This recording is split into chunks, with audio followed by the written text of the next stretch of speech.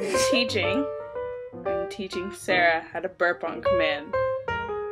And, okay, so what you do is you gulp in air. So you close your mouth, and you literally take the air that's right here, and you just gulp it so it's here. So like this.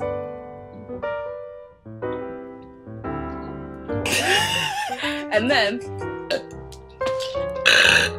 see?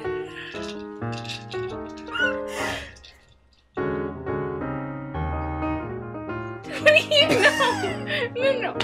You take the air. Ow! You know that there's air back here, right? Yeah! And you push it down in your throat.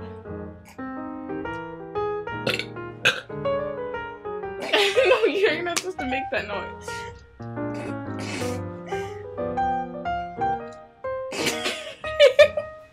You just spit all over the place.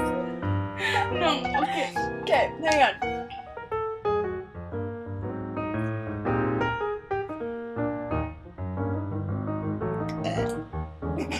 Nope.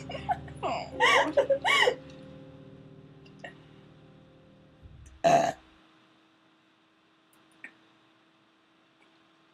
Okay.